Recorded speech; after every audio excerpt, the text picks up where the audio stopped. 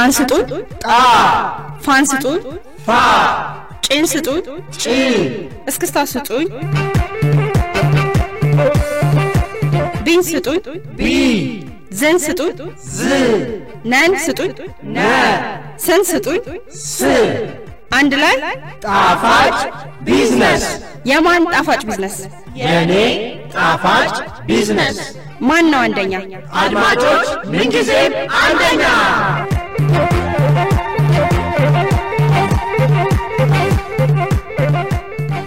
የት ነው ዶክተር ዛሬ ስለ ራእይ እንግዲህ ምን ነጋገረው ራእይ ፕሮግራማችን ነው አድማጮቻችን እንግዲህ ያው ባለ ራእይነትን ስታነሺ ያው ማሸነፍ ይመጣል እና በማሸነፍ ረገድ ደግሞ ንግድ ራሱን የቻለ የስፖርት አይነት ውድድር ነው እና የስፖርት ውድድሩን ኦልሞስት ያው አድማጮቻችን ስለ ራሳቸው የሚያስቡበት የሚመለከቱበት ነው ያምናለሁ ራእይ ያለው መሪ ሁሌ ማለት ያሸንፋል ኢሜል አድራሻችን የመጣው አንድ ጥያቄ ነበረና እሱን ባነብላችሁ በጣም ከዛሬው ለስካ ይሄዳል ምንድነው የሚለው መሰላችሁ በመካከለኛው እድሜ ክልል ነው የሚገኘው ትምርቴን ተመሬ ኮሌጅ የገባሁት በአጋጣሚ በደረሰኝ የትምርት አይነት ለመማር ነው ያው እንደተለመደው ያው በጣድ ለሚገቡት ተማሪዎች ግን ወደድኩት አለ ጥሩ ነው መውደዱ ግን ዩኒቨርሲቲ የመግባት እቅድም ፕላንም አልነበረኝም ዝም ብዬ ነበር ትምርቴን የምማረው ዩኒቨርሲቲ ገብቼ እንደዚህ አይነት ትምርት ማራለሁ ምንም ለመቀደም ራእይም አልነበረኝም ግን ገባሁ የኮሌጅ ትምርቴን ካጠናቀቅኩ በኋላም በአጋጣሚ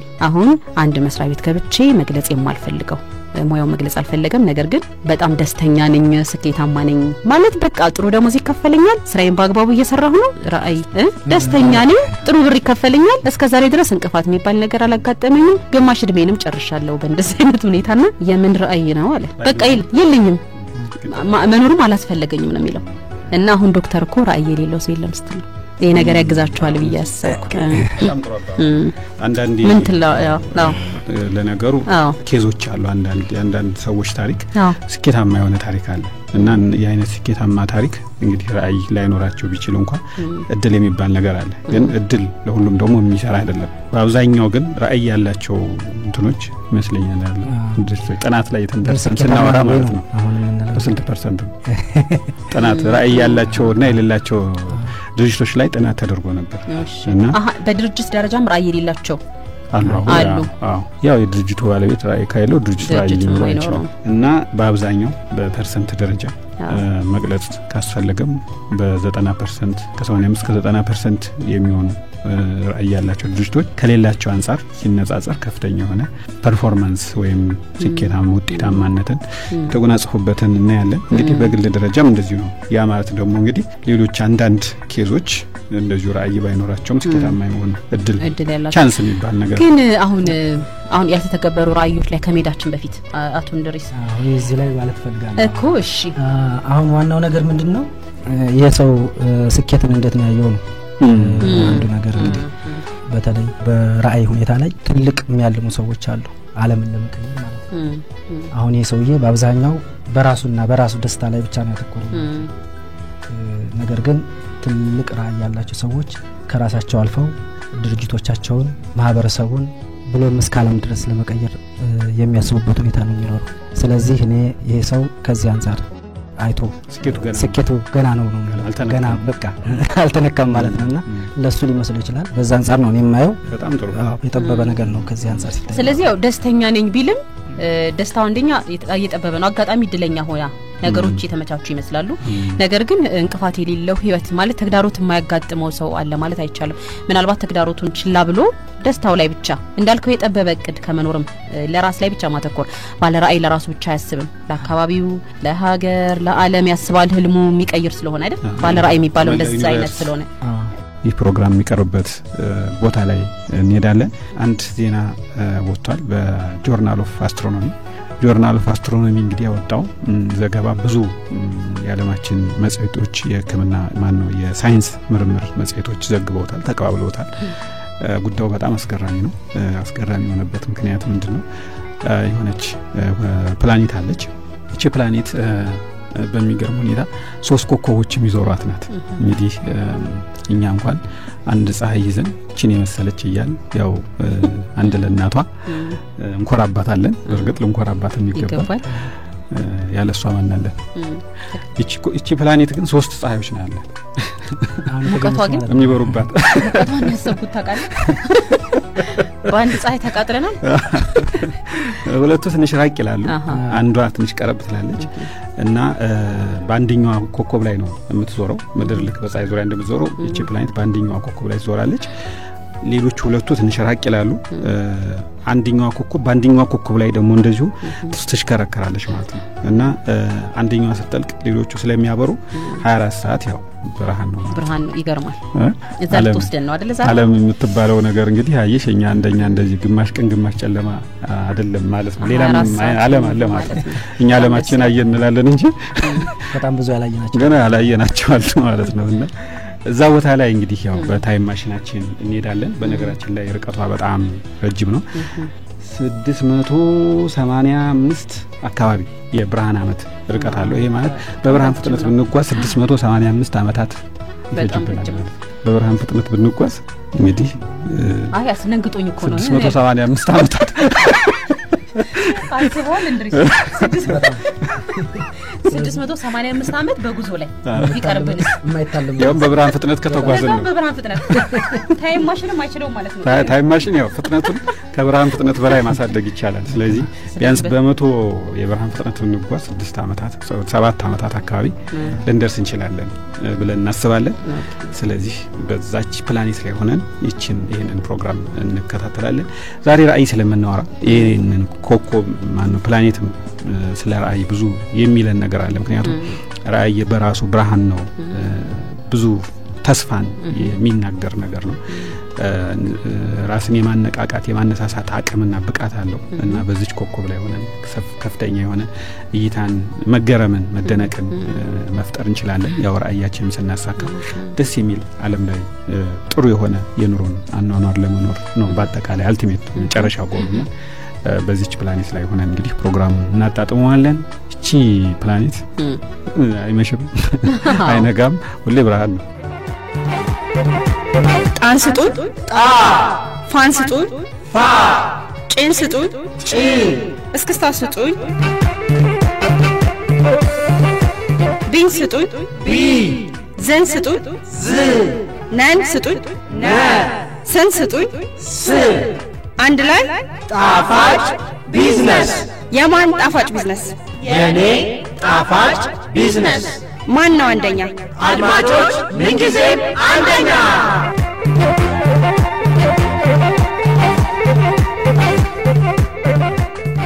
ስለ ራእይ ነው የምናወራው ምሽቱ ይድመቅ እኛ ደግሞ 12 ሰዓት ቢኖረንም 24 ሰዓት በራእያችን ደምቀን እንቀጥላለን ራእይ ምንድነው ብለን ነበር ከሙዚቃው በፊት ለምን ራእይ ምንድነው ያልንበት ምክንያት ብዙ ሰው ራእዩን ያቃል ግን ደግሞ የማያቀም ሰው ሊኖር ይችላል ለሁሉም ግን የሆነ ስብስብ ያለ ሐሳብ ብትነግረን አቶ እንድሪስ ዋናው ነገር ምንድነው ራእይ መተግበር ከማለት በፊት እስኪ ራእይ ግንዛቤ ለመስጠት ያክል ባጭሩ አሁን ላይ ሆነ ለወደፊት ምን መሆን እንደምንፈልግ ወይ ምን ደረጃ ላይ መድረስ እንደምንሻ የምናልመው ጉዳይ ነው አሁን ላይ ነው ዝም ብለን ባለው ማንዳት ሳይሆን ወደፊት ምን መሆን እንፈልጋለን የሚለውን ነገር የምናይበት እንትን ነው ራእይ የምንለው ማለት ነው እንደ ሀገር መሪ ሊሆን ይችላል እንደ ግለሰብ ሊሆን ይችላል እንደ ድርጅት ሊሆን ይችላል ስለዚህ በረጅም ጊዜ በ5 በ10 ወይም ከዚያ በላይ በሆኑ አመታት ላይ ምን ደረጃ ላይ እንደርሳለን የሚለውን ነገር ነው እንደ ድርጅት ብናስበው የሚኖረን ሙሉ አቅም ስትራቴጂ በመጠቀም ደንበኞቻችን ባለድርሻዎቻችን ምን ሆነው የሚፈልገው ነገር ካሁን የምናሳይበት ነው ድርጅትም ከመክፈታችን በፊት ሊሆን ይችላል በቤተሰብ ደረጃም ይሄንን ማስቀመጥ እንችላለን ቢዝነስ ላይ ብቻም ሳይሆን አይደለም በግለሰብ ደረጃም ማስቀመጥ እንችላለን በድርጅት ደረጃ ማለት በሀገር ደረጃም ይሆናል ያን ራእይ ሀገራችን ራእይ ተቀምጧል አይደል የሀገራችን ራእይ በ2017 መካከለኛ ገቢ ካላቸው ሀገሮች ተርታ ባጭሩ ዙሩን ተበነው ከዛ አንፃር ነውና ራእያችን ግን በጣም ግልጽ አጭር ስሜት የሚቀሰቅስ ምክንያቱም ለወደፊት ምን ጓዝበት ስለሆነ ስሜትን የሚቀሰቅስ ወይም አነሳሽ ኢንስፓይሬሽናል የሆነ መሆን ይኖርበታል መድረሻን ጊዜና ውጤትን የሚያሳይ መሆን ወይም ቢሆን ጥሩ ነው ራእያችን ምክንያቱም ብዙ ጊዜ ራዕይ ሲቀርጹ ሰዎች የሚያተገብሩበት አንዱ ምክንያት ጊዜውን መነሻውን መድረሻውን መቼ እንደሚከናወን እንደሚያልቅ ድፍን ያለበት ሁኔታ የሚቀመጥበት ሁኔታ ነውና ደግሞ አነሳሽ መሆን አለበት ግልጽ መሆን አለበት ማለት ነው። አነሳሽ ስትል ኢንስፓይሬሽናል ማለት በስሩ የምትፈጽሙ ሰው ነው የሰው ልጅ። ስለዚህ የሰው ልጅ ለመፈጸም ደግሞ በጣም ደስ ሊለው የሚችል ኢንስፓየር ሊሆን የሚችል ወደዛ የሚያጓጓው ነገር መሆን አለበት። ብቻሽን አትፈጽም። አሁን መጀመሪያ ለምሳሌ አንድ ሰው ራዕዩን ሲያስቀምጥ ምን እንዴት አድርጎ ማስቀመጥ አለበት? ለምሳሌ አሁን ራዕይ የሆነ ልንደርስበት የሚገባ ነገር ነው ብለናል አይደለ? ልንሰራው የምንችለው ነው መጀመሪያ ገና ስናስቀምጠውና ከውስጡ ምን አይቶ ይጻፍ። ሁሉም ሰው የተለያየ ራዕይ ነው የሚኖረው አይደለ? አሁን ራዕይ ምንድነው የሚለውን ስናስቀምጥ ራዕይ ተብለው የሚቀመጡ ነገሮች ምንድናቸው ብለን ስናይ የሚፈጸሙ ነገሮች ብለኛል። ለምሳሌ የሚፈጸሙ ሲባል ሰው ምን አይቶ ይጻፍ ባጭሩ በትንሹ። እንደው እዚህ ጋር ለመጨመር ያንቺም ጥያቄ ለማያያዝ የአሌክሳንደር ዘ ግሬት ራዕይ ማየት እንችላለን። አሌክሳንደር ዘ ግሬት የትልቁ አሌክሳንደር ከክርስቶስ ልደት በፊት በመቄዶንያ ግሪክ አጠገብ ያለች ሀገር ውስጥ የተወለደ ነው እና በህፃንነቱ እናቱ የምትቀርጽበት የነበረው ራዕይ ነበር፣ ትልቅ ራዕይ እና አንተ የዓለም መሪ ትሆናለህ የሚል በራዕይ ቃጭር ነች። አንተ የዓለም መሪ ትሆናለህ አይምሮ ውስጥ ተቀረጸ። አይምሮ ውስጥ ሁሉ ጊዜ ደጋግማ የምትነግረው እና ይሄ በልጅነቱ ውስጡ ያስቀመጠችበት ትልቅ ራዕይ ነው። በጣም ያነሳሳል። የዓለም መሪ መሆን ትልቅ ነገር ነው። ግልጽ ነው። የዓለም መሪ ትሆናለህ። አጭር ነው፣ ትልቅ ነው ብሏል። እና ይሄንን አይነት ራዕይ ነበረ እንትን ያለችው አንተ የዓለም መሪ ትሆናለህና አረጋው። ምክንያቱም በተደጋጋሚ የምትነገረው ነገር አይምሮ ውስጥ ታተመና እንዲፈጽም አደረገው ነው። ሌላው ነገር ደግሞ አሁን ራዕይ ምንድነው የሚለው ላይ ስንመጣ አሁን ገንዘብ ማግኘት ሁሉም ሰው ይፈልጋል። ገብቷል? አሁን አንድ ሰው ገንዘብ ሊያገኝ ወይንም ሊሰራ ሲፈልግ ራዕዩን ሲያስቀምጥ ገንዘብ እንዲያገኝ ይረዳዋል ብለናል። ለሁሉም ነገር ቀላል መንገድ ነው ራዕይ የሚለውን ነገር ማስቀመጡ፣ ስራው ስኬታማ እንዲሆን፣ ገንዘብ በቀላሉ እንዲያገኝ፣ ህይወቱ ደስተኛ እንዲሆን አይደለ? ኢቭን ተግዳሮቶቹ እንኳን እንዲቀንስ ሊያደርገው ይችላል። ለምን? በመስመሩ ስለሚገባ እና ራዕይ ብለን የምናስቀምጣቸው ነገሮች ምንድናቸው? ለምሳሌ እንደዛ ማለት አሁን አንድ ሰው ነግዶ ገንዘብ ካገኘ ምን ራዕይ ያስፈልገዋል? ገብቷል? በቀላሉ የሚታፈስ ከሆነ ማለት ሰው ቆሳውቶ ገንዘብ ያገኘ ነው። ራዕይ ያለው ሁሉም ሰው ማለት ግን አንችልም። ገብቷል? ግን ራዕይ ማስቀመጡ ምን ያደርግ ምን ያስገኝለታል? ነገሩን ቀለል ባይኖረው ምን ይጎዳል? ያ እሷን ነገር እንደነው ራዕይ በጣም ወሳኝ ነው። ቅድም እንዳልኩት ምንድነው ከትልቁ ብትነሺ ዓለም መቀየር አለበት። ዓለም በደስታ መኖር አለበት። ከተቻለ መጠን ጥሩ ማህበረሰብ ይፈልጋል። ከዛ አንፃር ደግሞ ድርጅቶችም ደግሞ ውጤታማ ተወዳዳሪ ስኬታማ ድርጅቶች መሆን ይጠበቅባቸዋል። አንቺም ደግሞ እንደ ግለሰብ ትልቅ የሆነ የምትፈልጊው ነገር ለማሳካት በጣም በተሻለ መልኩ ውጤታማ በሆነ መልኩ መሄድ ሊጠበቅብሽ ይችላልና ይሄን ከማድረግ አንፃር ጠቃሚ ነገር ላይ እንድናተኩር ያደርጋል። ማለት አካሄዳችንን ወዴት መሄድ እንዳለብን አቅጣጫ ይሰጠናል። ሌሎችም ስለኛ ያውቃሉ። አሁን ድርጅት ከሆነሽ ማን ነው ይሄ ድርጅት ምንድነው መድረስ የሚፈልገው የሚለው ነገር ስለዚህ አጋዥ እናገኛለን። በእኛ ድርጅት በምንሰራበት ድርጅት የኢትዮጵያ ኤርፖርቶች ድርጅት ማለት ነው። አዎ በዛ ድርጅት እኛ ወዴት እንደ ኢትዮጵያ ኤርፖርቶች ድርጅት በአፍሪካ በ2017 ማለት ነው ግንባር ቀደም ኤርፖርት አገልግሎት ሰጪ ተቋም ሆኖ መገኘት ነው። ይሄ ማንም ባለድርሻዎቻችንም እኛም ደንበኞቻችንም የምንረዳው ነውና ከዛ አንፃር ነው የሚታየውና በጣም ጠቀሜታው በ2017 ከአፍሪካ ግንባር ቀደም አሁን ከዚህ ጋር የምንረዳው ምንድነው? አንደኛ ታይም ቴብል የጊዜ ሰሌዳ ነው። 2017 ኤኒዌይስ ከሀገሪቱ ራዕይ ጋር የተሳሰረ ነው። ሁለተኛው ደግሞ ግንባር ቀደም ትልቅ ነገር ማለት አሁን እንግዲህ ይሄ ምንድነው? ይሄ ራዕይ ራሱ ግንባር ቀደም ማለት በቃ ግንባር ቀደም መሆንን ከአመራሩ እስከ ሰራተኛው ድረስ እንዲያስብበት ኢንስፓየር ያደርጋል ነገር እንዲሰራ የሚያደርግን ተነሳሽነትን ይፈጥራል እና ፐርፎርም ውጤቱን ሲለካ በእርግጥስ ግንባር ቀደም ነው።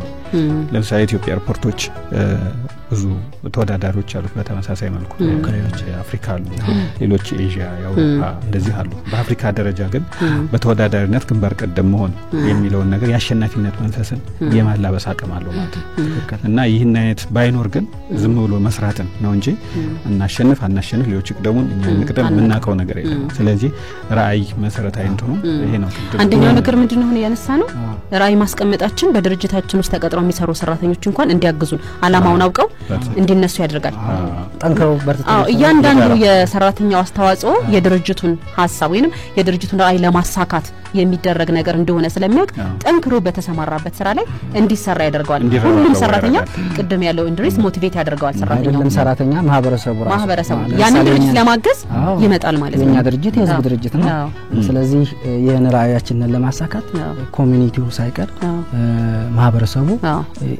አውቆ ተረድቶ ሼር ያደርጋል ፓርትነር ይሆናል ስለዚህ ራዕይ መጻፍ አንደኛው ነገር ምንድነው ሌሎች አካላት እንዲያግዙን ያደርጋል ምን አላማችንን ራሱ በትክክል አውቀን ያስተሳስራል ጠቃሚ ነገሮች ላይ እንድታቀጭ አሁን ታጫይኖርሻል ማለት ነው ሌላው ነገር ደግሞ ድካም ይቀንሳል ለምሳሌ ብዙ መልፋትን ይቀንሳል ባሉ አቅጣጫ ቀደም ሲል እንድሪስ እንደገለጽከው ድካምህን ይቀንስልሃል ፎከስ ይኖርሃል በተወሰነ መንገድ ላይ እንድትጓዝ ያደርጋል መስመር ይሰራልሃል ማለት ነው ተመሳሳይ ነው ወጣ አቅጣጫ ሲኖረው ላይክ አሁን ብዙ እንጨቶች ቢኖሩ እንጨቶችን አንድ ላይ ለመሸከም በጣም ይከብዳል ግን አስረናቸው ብንሸከማቸው ግን ይቀላል ስለዚህ ቪዥን ማለት የድርጅቱን ሰራተኛ ከላይ እስከ ታች ያለውን ሰራተኛ በሙሉ ባንድ አስተሳስሮ የማስኬድ አቅም ያለው ገመድ ማለት ነው እና ባህሉንም በዛ ደረጃ እንዲቀርጽ የማድረግ ከፍተኛ አቅም አለው እና ራዕይ ያላቸው ድርጅቶች ብዙ ሰራተኞቻቸውን በማስተባበር እንዲረባረቡ የሚያደርግ የጋራ መንፈስን የጋራነትን የመፍጠር አቅም ያለው ሲሆን ራዕይ በሌለበት ሁኔታ በመንሰራበት ጊዜ ደግሞ ምን ይሆናል በተቃራኒው ሰራተኞች ባንድ የማሰብ የመስራት ወይም ለአንድ የጋራ ዓላማ የማሰብና የመስራት አቅም አይኖራቸው ማለት ነውና ቅድም ስናወራ ነበር ስለ ድንጋይ ፈላጮቹ ጉዳይ እና እሱን ታነሳው ይሄንን ነገር መግለጽ ሳነሳለት ነበር ከመግባታችን በፊትና የቅድም ልጅ ጥያቄ አሁን መለስለት ይመስለኛል አንድ በሚድል ኤጅ ላይ ነው 3 ድንጋይ ፈላጭ ሰዎች ነበሩ እነዛ 3 ድንጋይ ፈላጮች አንድ ጎብኝ መጣና አንደኛውን ጠየቀው በጣም ድንጋይ የፈለጠ ነው ላው ጠብጠብ ይያለ እንትን ይላል ለምንድን ነው ምናምን ሲለው ላው ነው በጣም እንትን ይያለ ነው እና ጊዜም ለማናገርም ጊዜም የለውም በጣም እንትን ይያለ ነው እየለፋ ነው ሃርድ ወርኪንግ አይነት ነገር ነው ምን ብሎ መለሰ ድንጋይ እየጠረኩ ነው ወይም እየፈለጥኩ ነው ብሎ ነው መለሰ ነው እንግዲህ ሁለተኛው ሰው ግን ከዛ በተሻለ መልኩ ምሽግ ወይም የሆነ መከላከያ ጦርነትን ምናምን እየሰራው ነው አለ በድንጋው ማለት ድንጋው ተንብቶ ምሽግ ልክ እንደ ሰራበታል አለ የፈለጠውን ድንጋይ ማለት ነው ሶስተኛው ግን ለዚች ከተማ ውበትን የተላበሰ ደህንነቷን የሚጠብቅ ግርማ ሞገሷን የሚጠብቅ እንትን ቀጣው ተወልድ እየሰራው ነው የሚል ነገር ነውና እይታውን ተመልከቱ ሰዎች እይታቸው ከዙ ጋር መያያዝ ይችላል አሁን የናሳዋን ታሪክም ልናይ እንችላለን አብረን ማለት ነው አንዲት የጽዳት ሰራተኛ የናሳ የጽዳት ሰራተኛ ነበረችና ፕሬዝዳንቱ ማን በዛን ጊዜ ሊጎበኙ ሲሄዱ ምን እየሰራሽ ነው አላት ሲላት መንኮራኩር ላመጥቅ ነው ያለችው ለመንኮራኩር ማምጠቁ የሷ ሚና የእያንዳንዱ ሰው ሚና ትልቅ እንትን አለው አስተዋጽኦ አለው ምክንያቱም ቆሻሻ ቢዝ ምንይዝ ያ ነገር ሊፈነዳ ይችላል እና አላማውን ላይ ያሳካ ይችላልና ራዕይ እንግዲህ ከውስጥሽ እያንዳንድሽ የምትፈጽመው የምታልዩ ነገር ነውና በጣም ወሳኝ ነገር ላይ ለማለት ያክል ማለት አሁን የድንጋይ ፈላጮችን በመናሰብበት ጊዜ ራዕይ የሌለው ሰው ላይክ ለታይ ስራውን ብቻ እንደ ስራ የመቁጠር ባህሪ እንዳለው ነው የምናየው አንደኛው ድንጋይ እየፈለጥኩ ነው ሁለተኛው ትንሽ ተለቅ ያለ ነገር ያው የሆነ ነገር እንደሚሰራ ሶስተኛው ግን አገራይ ትውልዳይ አሁን የድርጅቱን ራዕይ ወይንም የሀገሩን ራዕይ ያውቆታል ትልቅ ነገር ያበረከተ እንደሆነ ስለዚህ በትልቁ የመስራት ሁሌ በትልቁ የማሰብ ኢቨን ስሜታቸው ይለያያል ይሄኛው ያው ለታይ ስራ ድካም ምናምን አለበት እሱን እየሰራ ነው ያኛው ግን በኢንስፒሬሽን በከፍተኛ ደስታና ሞራል ትልቅ አበርክቶት እንደሚያበረክት በማሰብ ነው የሚሰራው እና ድካምን እንኳን ራዕይ ያለው ሰው አታየው ድካም የሚያያንን ነው በጣም ኢንስፓየርድ ሆኗል በጣም ጓጉቷል ስለዚህ በየመስሪያ ቤቶቹ አንዳንድ መስሪያ ቤት ውስጥ የምናየውን ይሄ ጥቃቅን የሆኑ ግጭቶችን እንኳን በዚህ መንገድ ማስወገድ እንችላለን ማለት ነው ሰዎች ራሳቸው ይሄ እርስ በርስ ያለውን አለመግባባት ላይ ሳይሆን ያንን የድርጅታቸውን ራዕይ ማሳካት ላይ ትኩረት ስለሚያደርጉ አንድ ሊያደርጋቸው ሁሉ ይችላል ገብቷል የድርጅታቸውን ራዕይ ማወቃቸው ኮንፍሊክቱ ላይ ሳይሆን ፎከስ የሚያደርጉት እኔም ሰራው ነገር ድርጅቴ ሊደርስበት ለሚገባው ራዕይ አስተዋጽኦ አለው ብለው ሲያስቡ ጥቃቅኗ ነገር ላይ ሳይሆን ይሄ ስሜታዊ እንዳትሆን እንኳን ያደርጋል ማለት ነው ገብቷል የጋራ መግባባት ነው እንደ ቡድን እንዲያስቡ ያደርጋል እንደ ቡድን ቲምወርክ የጋራ ዓላማ ነው ራዕይ ባለ ራዕይ ዋና ከሚያስፈልገው ነገር እናንተ ታግዙኛላችሁ ቲምወርክን እንትን ማለት ነው ማዳበር ነው የጋራ ስራ ላይ ግን ሁሉም አይነት ራዕይ አይደለም የጋራ ስራ የሚያስፈልገው አንዳንድ ራዕዮች የግል ሊሆን ይችላል ስናስብ እንዲህ አይነት ወደዚህ ያልወረዱ አሉ እኮ ቢወርዱ ኖሮ ምክንያቱም የተገበሩ ራዕዮች ናቸው አሁን ናቸው ሲተገበሩ እኮ ተገበሩ ይሄን ያመጣሉ ራዕይን ያው እንደምታየው ግን ብዙ ጊዜ ማለትም ይቻላል ይመስለኛል በጥናቶች እኮ አሁን ከ1990ዎቹ በፊት ያለ ስትራቴጂ አፈጻጸም ስንመለከት በጣም ደካማ የሆነበት ሁኔታ ነው ያለው ማለት ራዕይ ኖሯቸው ቅር ኖሯቸው ምናምን ራሱ ትልቅ የተቸገሩበት ሁኔታ አለ እና ከዛ በኋላ የመጣ ትራንስፎርሜሽን አለ በባላንስ ዲስኮር ካርድ ራዕይን ከማስፈጸም አንፃር ማለት ነው እንመጣበታለን ድሪስ ያነሳዋል ራዕይን ከማስፈጸም አንፃር ከመሄዳችን በፊት ራዕይና ተልእኮን ብንለይ ልክ ነኝ አንዳንዴ ለነገሩ ራዕይ የሚለው ነገር ግልጽ ባንዴ እንደዚህ የገጠመኝ ነገር ቴሌቪዥን እና ቪዥን የከላከለ ማለት ቪዥን አለ ወይ ምናምን ብለሽ ስጠይቅ አለኛልና ምንድነው ስትዩ በቤት ነው ማለት ይያዞር ማለት በቤት ምን ያረጋል ስትዩ እና ታዲያ ቴሌቪዥን ይዤ መዞር አለብኝ ምክንያቱም እንደዛ የሚመስላቸው ማለት አክቹአሊ በጣም የወረደ እንትን ነው የሚመስለው ግን እንደዚህ ድረስ የሚያስቡ ሰዎችም ሊኖሩ ይችላሉ ማለት ምን እንደሆነ ራሱ ባለማወቅ ማለት ነውና ሌላው ሁለተኛው አመታታት ደግሞ ራዕይና ተልእኮ ቪዥንና ሚሽንን ያለመለየት ጉዳይ አለ አንዳንዱ ቪዥን ካለ የትኛው ይቀድማል የትኛው ከስራዎች ይሰማል ቀጥሎ አለ ይሄ አይነት ነገሮች አሉ ብናወራ ጥሩ ነው ትንሽ አጠር ያለ በተለይ ለድርጅቶች በመንግስት ድርጅቶች መስሪያ ቤቶች እንኳን ብዙ ጊዜ እነዚህ ተጽፈው እናያቸዋለን ቪዥን ሚሽን ግል ድርጅቶች ላይ ስንመጣ ያው ብዙ ጊዜ ከነሱ ጋር ስለምንገናኝ ቪዥን ይጽፋሉ ሚሽኑ ላይ ወይ ቪዥኑ አጻጻፉም ችግር ያለበት ብዙ ታያለሽና ትንሽ ግልጽ ያልሆኑ ነገሮች አሉ እና እነሱን ትንሽ እስኪ ለጸልግልኝ ዋናው ነገር ቅድም ራዕይ እንዳልነው የወደፊቱን አሁን ሆነን ምን መሆን እንደምንፈልግ የምናሳይበት ነው ተልእኮ ግን ለአንድ ድርጅት መፈጠር ምክንያቱ የሆነው ነው ምክንያቱ ለአንድ ድርጅት መፈጠር ምክንያቱ የሆነው ዋና ጉዳይ ምንድነው ለምን ተቋቋመ ምን አገልግሎቶች ነው የሚሰጠው ለማን ነው የሚሰጠው የሚለውን ጥያቄ አራት መሰረታዊ ጥያቄዎችን ድርጅቱ ለምን ተፈጠረ መጀመሪያው ነው አሁን እንደ ድርጅት ካሰብነው መጀመሪያ የሚቀርመው ተልእኮ ለምን ተፈጠረ ነው ሌጋል ኤንቲቲ የተሰጠው ሁኔታ የተፈጠረበት ሁኔታ ያ ተልእኮ ነው ማለት ነው አሁን ያለው ሁኔታ አሁን ፐርፐዝ ወይም አላማው ለምን ተቋቋመ ምን አገልግሎት እየሰጠ ነው ለማን ነው የሚሰጠው የሚለውን ነገር የሚመልስልን ተልእኮ ነው ማለት ነው ራዕይ ቅድም እንዳልነው ነው ግን አሁን አንዳንዶች ራዕይ ይቀድማል ተልእኮ ይቀድማል ምን ነገር እንትን ይላሉ ወደሱ ብዙም ባንገባም ግን አንድ ነገር ማለት ፈልጋለሁ እዚህ ላይ እንደ ግለሰብ ካየ ነው አሁን ቅድም ቪዥን ብለናል አይደል ተነስቶ አንድ ሰው ወይም የሀገር መሪ ሊሆን ይችላል ቪዥኑ ሊቀድም ይችላል ይሄን የማህበረሰብ ወይም የግለሰብ ችግሮችን ወይም የሀገርን ወይም የዓለምን ችግር ለመቅረፍ የተለያዩ ራዕዩን ቀርጾ ለዛ ለማስፈጸም የተለያየ ድርጅት ላይ ያቋቁም ይችላል ወይም የተለያየ ስራ ሊሰራ ይችላል ስለዚህ በሱ በኢንዲቪጁዋል ወይም በግለሰብ ደረጃ ስናየው ቪዥኑ ይቀርምና ከዛ ተልእኮ ይመጣል ማለት ነው ተልእኮ ድርጅት ይሆናል ግን በድርጅት ደረጃ ሲመጣ ድርጅቱ ሳይኖር ቪዥኑ አይቀርምም ማለት ነው ስለዚህ ወደ ድርጅት ወደኛ ድርጅትም ቢመጣ መጀመሪያ የተሰጠንን ተልእኮ ነው የምናቀርብ የተሰጠን ተልእኮ በኢትዮጵያ የፐብሊክ ኢንተርፕራይዝ ስለሆነ የመንግስታዊ ድርጅት ስለሆነ የኤርፖርት መሰረተ ልማትና አገልግሎቶች ለተጠቃሚዎች ጥራት ባለው መልኩ የማቅረብ ጉዳይ ነው ማለት ነው ከዛ በኋላ ነው ቪዥኑ የሚመጣው ፕሮግራማችንም ራሱ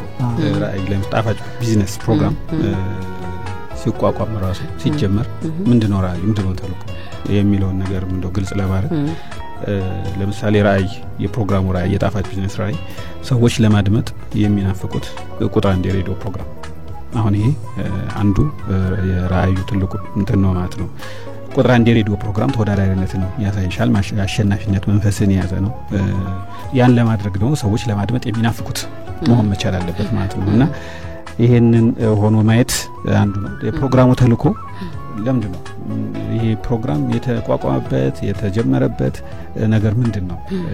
ለምን ተፈጠረ? ለምን ተጀመረ? የሚለው ነገር የሚመልሰው የፕሮግራሙ ተልእኮ ወይ ሚሽን የምንለው ነገር ምንድነው? ለምርት ስራ ፈጣሪነት ከአመራርነትና ተወዳዳሪነት የሚያበቁ ጥበቦችንና መረጃዎችን በፍጹም ያዝናኝነት መንፈስ ለንግዱ ማህበረሰብ በማቅረብ ለአድማጮች ለሬዲዮ ጣቢያውና ለሀገር የላቀ ሴትን ማበርከት የሚል ነው። ይሄ እንግዲህ ፕሮግራሙ ሲጀመር ተልእኮ አድርጎ የያዘው ነገር ለተደራሽ ደንበኞችና ለባለድርሻ አካላት ማን የሚለውን በማን ይመልሳል? ለአድማጮች ባለድርሻ አካላት ለፕሮግራሙ ድርጅት አቅራቢ ድርጅትና ለተባባሪው ለጣቢያው ለፋና ሬዲዮ ጣቢያ የሚያበረክተው አስተዋጽኦ ይኖራል። ለሀገር የሚያበረክተው አስተዋጽኦ ይኖራል። ምን የሚለው ምንድነው የሚያበረክተው አስተዋጽኦ በመነለበት ጊዜ ደግሞ ለስራ ፈጣሪነት ተወዳዳሪነት የሚያበቁ መረጃዎችን ማቅረብ የሚለውን ነገር ይይዛል ማለት። ስለዚህ ለማን አለ ለምን አለ ፕሪንሲፕሉን ይዟል ማለት ነው። ውጤቱን ደግሞ ምንድነው የሚያመጣው ውጤት የሚለውን ነገር ይይዛል ማለት ነውና ስለዚህ ራዕይና ተልእኮ የሚለው በእንደዚህ መልኩ ተለየ ማለት ነው። ራዕይ ምን መሆን እንዳለብን ለወደፊት ፊውቸር ኢንተንቱ ነው ሲሆን ተልእኮ ደግሞ ለምን ተቋቋመ ድርጅታችን ምንድነው የሚሰራው የሚለው ነገር ለማን የሚለው ማስቀመጥ ማለት ነው። የተከበራችሁ አድማጮቻችን ጣፋጭ ቢዝነስን እያዳመጣችሁ ነው።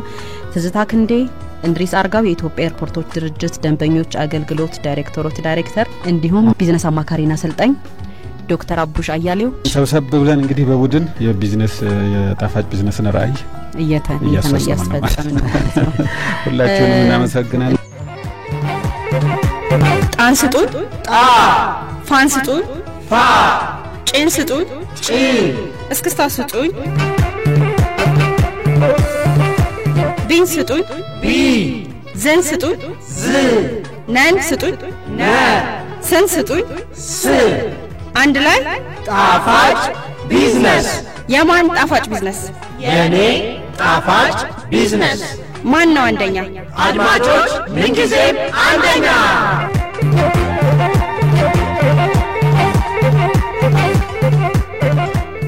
የተከበራችሁ አድማጮቻችን በፋና ብሮድካስቲንግ ኮርፖሬት ጣፋጭ ቢዝነስን እያዳመጣችሁ ነው። ስለ ራዕይ ምንነትና እንዲሁም ደግሞ ራዕይና ተልእኮ ልዩነታቸው ላይ ተነጋግረናል። ራዕይ ታልም ያለሽ ግን መተግበር አለበት። ካልተተገበረ ራዕይ ዋጋ የለውም። እንደውም አባባልም አለ። እንደውም ወደ አማርኛ በተረጉመው ራዕይ ያለ ቪዥን ዊዛውት አክሽን ኢዝ ሜርሊ ኤ ድሪም ይላል። ራዕይ ያለ ተግባር ህልም ብቻ ነው የሚል ነገር አለ። አክሽን ዊዛውት ቪዥን ጀስት ፓስ ዘ ታይም። ተግባር ደግሞ ያለ ራዕይ ቅዠት ነው ወይም ደናበር ነው፣ ጊዜን እንትን ማለት ነው። ቪዥን ዊዝ አክሽን ካን ቼንጅ ዘ ወርልድ። ራዕይ ከተግባር ጋር ከሆነ ግን ቅድም ያለውን ዓለምን ይቀይራል፣ ማህበረሰብን ይቀይራል፣ ድርጅትን ይቀይራል፣ ግለሰብን ይቀይራል ነገር ነው የምናየው ማለት ነው። እና አንዳንድ ቦታ ላይ እንደው ያየሁትን ብነግርህ የመጻፉ በጣም ችሎታ ያላችሁ በደንብ አርጋው አርቀቀው ጽፈውት ለሰራተኛ ሁሉ ተሰጥቶ ራዕዩ ማለት ነው። ከዛ በኋላ ግን ተግባራ ላይ ብዙም የማታይበት ሁኔታ አለ ማለት ስለ ራዕዩ ምንነት ማውቀው መጻፍ ችለው ተግባር ላይ ግን ብዙም ያን ነው ማንነው ምንድነው ችግሩ? ብዙ ራዕይ ምክንያቱም ምንድነው ወደ ተግባር ያለ መቀየር ነው። ፕሮሰሶች አሉት። እስኪ ራዕይ ስንል እንደውም አንድ እዚህ ላይ አባባል አለ። ምንድነው ህንጻው ላይ ራዕዩ ይጻፋል እና ባለቤቱ ይረሳው ይችላል እና ባለ ራዕዩ ህንጻው ነው ሰውየው የሚለው ነገር ምክንያቱም በጣም ኢምፖርታንት ነገር ነው። ራዕይ አለኝ ስንል ራዕዩ ውስጣችን መዋድ አለበት። ድርጅቱ ላይ የድርጅቱ ባህል መሆን መቻል አለበት። መጨረሻ የድርጅቱ ባህል መሆን መቻል አለበት። ነገር ግን ጽፎ ተራዕዩ ተጽፎ የሚረሳ ከሆነ ስለዚህ ባለ ራዕይ ካልሆኑት ጸረ ራዕይ ብዙ ሀሳቦች እኮ ይኖራሉ ግን ካልተተገበሩ አናያቸው። እስኪ እንደው በዚህ ነገር ከኔ ኤክሰርሳይዝ ጋር አሁን ልምዶች ይኖሩናል እዚህ ላይ አብረን እስኪ እንትን እናደርጋለን መልመጃዎቹ ላይ ኖርናልና በአጠቃላይ ባጭሩ ትልቅ ታለኛለሽ ትልቅ ማለሙ የሚጠቅምሽ የመጀመሪያው ፕሪንሲፕል ወይም የመጀመሪያው አካሄድ ትልቅ አለም ወይም ድሪም ቢግ የሚለው ነው ትልቅ ታለኛለሽ ትልቅ ስታለሚ የበለጠ ትነሳሻለሽ የበለጠ ትሮጫለሽ የበለጠ ትነሳሻለሽ ማለት ፍጥነት ይኖርሻል እዛ ደረጃ ላይ ለመድረስ ማለት ነው ስለሚያጓጓሽ ማለት ነው ትልቅ ማለም ያስፈልጋል ትልቅ መሆኑ ብቻ ግን አይደለም ቅድም እንደተባለው ብሊቪት ነው ወይም እመንበት ወይም ሊታመን የሚችል መሆን አለበት ለምሳሌ አሁን አንዲት የ60 ዓመት አዛውንት እንበል ማራቶን በ2 ሰዓት ብትል 60 ዓመት አዛውንት ናት ማራቶን በ2 ሰዓት ወይም በ1 ሰዓት ተኩል ሮቦት ሊያስገጥሙ ዶፒንግ ምናምን ቢወስዱ የተለየ ነገር ካልወሰዱ በስተቀር አንድ የገጠር ገበሬ ደግሞ በተቃራኒው ደግሞ ግብርና የተሰማራ ማለት ነው በእኛ አካባቢ ያለ ሊሆን ይችላል አዲስ አበባ ላይ ትልቅ ድርጅት ኖሮ ይሄን ያህል ሰራተኛ ቀጥሬ እንደዚህ ብሎ ቢያልም ይችላል ምክንያቱም ትልቅ መሆን አለበት ግን ሊታመን የሚችል መሆን አለበት ምክንያቱም አቀደሽው ተግብረሽው ለደርሽበት የሚችል መሆን አለበት ሪሶርስ አንዳንድ ሰዎች ምንድነው ዝም ብሎ ትልቅ ይሆናል ትልቅ ያልሙና እንደውም ያደከማቸው ወደ ፍራስትሬሽን ፍርሃት ነው የሚሉት ወደ ተግባር አይገቡምና ሁለተኛው ምንድነው እመንበት ነው ያንን ያለምኩም ትልቁን ነገር ልታምንበት የሚችልና እመንበት ነው ማለት ነው ከዛ ያንን ያየውን ነገር ማየት ሆነ ዛሬ 10 አመት ያለምኩ ሆነ የዛሬ 10 አመቱን አሁን ማየት ማለት ላይ መግለጫ ተፈጥሮበታለች ሌላው ደግሞ ሼር ማድረግ ነው ወይም ማካፈል አለብሽ ራእይህን ለሌሎች ሰዎች መንገር ማለት ነው ምክንያቱም አንዳንድ ሰዎች ምናልባት እንደገና መብራት አፍነው በቃ ራእይን አልናገርም የቢዝነስ ሚስጥር ይመስል ማለት ነው እኮ እንደዛ እንጣመጠይቀህ ነበር የቢዝነስ ሚስጥር አይደለም ዙሪያችን ላሉ ማለት ምናካፈለው ላገኘ ነው አይደል ለሰራተኛው ሊሆን ይችላል ለባለድርሻ ሊሆን ይችላል መለጠፉ አንዱ ማካፈያ መንገድ ነው ላይክ ራእያችን ይሄ ነው ሰራተኛው ሲገባ ሲወጣ ደንበኛው ውስጡ እንዲገባ ሌሎች ባለድርሻ አካላትም ያሉ ግን በየጊዜው ሰራተኞች ላይ መስራት ያስፈልጋል እና በግል ህይወት በምንሄድበት ጊዜ ደግሞ በጣም ቅርብ የሆኑ ሰዎች ቤተሰብ እና ግል ሰውየው ወይም ሚስት ብቻዋን ራእይ ሊኖራት ይችላል ነገር ግን ሼር መደረግ መቻል አለበት እና ባል ሚስትም አንድ ላይ ሼር ማድረግ መቻል አለባቸውና ልጆችም ጭምር የዛ ምክንያቱም መተባበርን ቅድም ያለው ነገር አንድ ጊዜ ዶክተር ግን አንድ ላይ መታሰር አንድ ስለ ራእይ አንድ ጊዜ ምን ብለህ ነበር ታስታውስ ከሆነ ልጆች ራእያቸውን እንደጻፉና በዛ መንገድ ይሄዱ እንዳለ ነግረህ ነበር እና በጣም ያስገረመኝ ነገር ነበር አሁን ያነሳውት የት ነው መማር ያለባቸው የወደፊት እቅዳቸው ምናምን አጽፋቸው እንደነበረ እና በጣም ጥሩ ኤክስፒሪየንስ ስለሆነ ለሌሎች አድማጮች ማለት በቤተሰብ ላይም እየሰራው እንደሆነ እስኪ እሱን ነገር ልክ ነው ልጆች አይሽ የልጆች ጭንቅላት በተለይ ነጭ ወረቀት ነው ይባላልና ጥሩ ነገር ሊጻፍባቸው ይገባል ያንን ነገር ደግሞ ሞር ያው ጋይድ የሚመራቸው ቤተሰብ ነው ስለዚህ ወደፊት ምን መሆን እንደሚፈልጉ ግልጽ የሆነ ስዕል እንዲኖራቸው ያስፈልጋል ያንን ስዕል እንዲኖራቸውና አስበውበት እንዲጽፉ ነው ያረኩት ከራሳቸው ጋር ነው አስበውበት አሳብ እየሰጧቸው እነሱም በራሳቸው መንፈስ ማለት ነው ተጽዕኖ ማሳደር አልፈለኩም ከዛ ባሻገር ደግሞ ጀስት ወደፊት ምን መሆን እንደሚፈልጉ ብቻ ሳይሆን የት መማር እንደሚፈልጉ እና የተለያዩ ዓለም አቀፍ ያሉ ዩኒቨርሲቲዎችን ትልልቅ ዩኒቨርሲቲዎችን ምን እንደሆኑ ምን እንደሚያስተምሩና እነሱ መረጃ ሰጥቻቸው ዘንድ ከዛ ውስጥ መርጠው በዛ ደረጃ እንዲጽፉ ያንን ስዕላዊ አሁን ስዕላዊ መግለጫ በጣም ቆንጆ ኤክስፒሪየንስ ስለሆነ ነው ገብቷል አሁን ራእይ ያላቸው እነዚህ ልጆች ገብተዋል አሁን ሲያድጉ ያን ነገር ያነበቡ ነው የሚያድጉት ትክክል አሁን የት ጋር መድረስ እንዳለባቸው ያውቃሉ እያመኑበት አሁን ሲማሩ ራሱ የት ነው መማረው በኋላ የት ነው ምንድነው የምሰራው የሚለው ነገር በጣም ሞቲቬት ያደርጋቸዋል ትምህርታቸው በዛ ገቨርን እንደሆነ ማለት ነው አሁን ያዩታል ራያቸውን በየጊዜው ምን ታደርጋለህ ለዛ ነገር እንግዲህ ያው ለዛ ነገር ልጆቹ እንዲያተኩሩ የመጀመሪያው ነገር እንዲጽፉታል ዲዛይን የቪዥን ቦርድ የሚባል ስዕላዊ የቪዥን ስዕላዊ መግለጫ ያ እንዲኖራቸው ከዛ መማር እንደሚችሉ ደግሞ የተለያዩ መረጃዎችን ማለት ጓደኞቻቸው የሚማሩባቸው ትምህርት ቤቶች ውስጥ ራሱ እዛ የሚማሩ አሉ ከነሱ ከመረጡትም በላይ ሃርቫርድ የሚማሩ አሉና ስለዚህ እንዲያውኑበት ማድረግ ያስፈልጋል እስትችላለሁ የሚለውን ቅድም እንዳለው ማሳየት ሌላው ታሪክ ላይ መግለጫ ፈጠሩ አሁን ቅድም የነገርከን ነገር እኮ ነው በተግባር ያደረጉት ገብቷል ራእይ ትጽፋለህ ከዛም በኋላ ስትተገብረው ደግሞ ታምንበታለህ ታምንሽበት በኋላ ስዕላዊ መግለጫ ተፈታለ ታያዋለሽ እዛ ላይ ሲደርስ ስለዚህ እነዚህ ልጆች ምን አደረጉ ራአያቸው እዛኔ ሲደርሱበት ነው አሁን እኮ ስለውታል ገብቷል አምነውበታል ስለውታል በጣም ቆንጆ ምሳሌ ነው ለዛሬው ራሳችን እዛ እንዲሰሩ ደግሞ እዛ እንዲማሩ ከዛሬ ጀምሮ ነው ምንድነው እነዛ የመረጧቸው እንትኖች ዝም ብለው ሰው አይመርጡ ስለዚህ ጎበዝ ተማሪ ነው ስለዚህ ጎበዝ ተማሪ እንዲሆኑ 12ኛ ክፍል ቶፕ ምርጥ ውጤት ለማምጣት ደግሞ ምን ማድረግ 8ኛ ክፍል የስምንት 6ኛ ክፍል የ6ኛ ክፍል ደግሞ ምርጥ ውጤት ከዛሬ ነው የሚጀምረው ስለዚህ ለዚህ ተነስቶ ነው እውነትህ ነው ቀድማ አሁን የመቀጠለውን ስቴፕ እንትን አልከኝ ማለት ነው ከዚህ ካረግ በኋላ ፕላን ማድረግ ራዕይን ለማሳካት አሁን ነግረሽ ቁጭ ካልሽ ምን ወጋው ስለዚህ ካሁኑ ለመጀመር ማቀድ ያስፈልጋል ማለት ነው በየቀኑ በሳምንት በወር አመት እንደዚሁም ደግሞ ስትራቴጂክ በሆነ መልኩ ደግሞ በ5 አመት አቅደን ወደዛ ግባችን የሚያደርሰን ነገር መስራት ነው ማለት ነው ከዛ አንፃር ነው የምናየው ከዛ በኋላ አቅደንም መቅረት የለብንም መተግበር ይኖርብናል ማለት ነው ያንን የምናይበት ነው ቀጥሎ ከተገበርን በኋላ ያንን ነገር ደግሞ ኢንጆይ ማድረግ አለብን አሁን እዚህ ላይ ቪዥናችንን ወይም ራዕያችንን ካሳካም በኋላ ምንድነው የምንሆነው የሚል ጥያቄ ሊመጣ ይችላል ሌላ ራዕይ ትቀርጫለሽ ማለት ነው ከዛ ከደረሽ በኋላ ራዕይሽን ከደረሽበት በኋላ ሌላ ደግሞ ከዛ የበለጠ የተሻለ ምክንያቱም በሂደት ነው ሰክሰስ የምንለው ጆርኒ ነው የምንለው ወይም ጉዞ ነው የምንለው ማለት ነውና ራዕያችንን አሳክተን አንዴ ቁጭ አንልም ሌላ ደግሞ ራዕይ እንቀርጻለን ማለት ነው በዛ አይነት ሂደት ነው የሚሆነው ከዚህ አንፃር ግን ራዕይን በመንተገብርበት ጊዜ በጣም ጥሩ አመራር ያስፈልጋል ያንን አመራር ተከትለን ደግሞ ሌሎች ፈጻሚዎችን በተለይ በድርጅት ባህል የድርጅቱን ባህል ወደዛ ራዕይ ሊያሳካ የሚችል ባህል መልካም ባህል በተለይ አመራሩ በጣም ማስመር አለበት አመራር ላይ መስመር አለበት ሁለቴ ሶስቴ ማስመር አለበት ምክንያቱም ቪዥንን ብዙን ጊዜ የሚቀርጹት አመራሮች ናቸው ማለት ሰራተኛው አይደለም ወይም ታች ያለው መሐከለኛ አመራርም አይደለም ቶፕ ሊደርሺፕ ነው ቪዥን የሚቀርጸው ወይም የድርጅቱ ባለቤት ሊሆን ይችላል